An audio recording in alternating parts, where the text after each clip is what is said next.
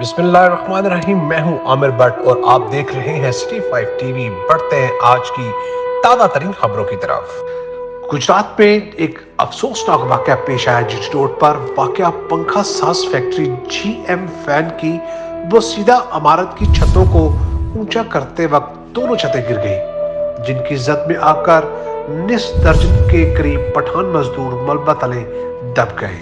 इत्तला मिलने पर 1122 की रेस्क्यू टीमें मौके पर पहुंच गई। मज़ीद तफसीलात जानेंगे हमारे नुमाइंदे आफ्ताब अहमद राठौर की इस रिपोर्ट पे। जी, गुजरात पंखा साज फैक्ट्री जीएम फैन की बोसीदा छत गिर गई, जिसमें निस्फ दर्जन अफराद के करीब मजदूर मलबे तले दब गए।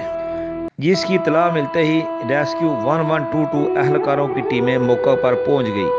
ये फैक्ट्री जीटी रोड नज़ मैरिट होटल के साथ वाक़या है। ये हादसा उस वक्त पेश आया जब फैक्ट्री की पहली छत को जैक लगाकर उठाया जा रहा था कि जैक स्लिप हो गया, जिसकी वजह से एक शख्स छत के लुढ़कने से फंस गया, जिसको बचाने के लिए दूसरे साथी सीढ़ियों से छत के ऊपर की तरफ गए तो दूसरी मंजिल की भी छत गिर गई, जिसकी वजह से स्वाबी से आया हमीद पठान मजदूर छत के नीचे आ गया और मौका पर ही जाँ बहक हो गया।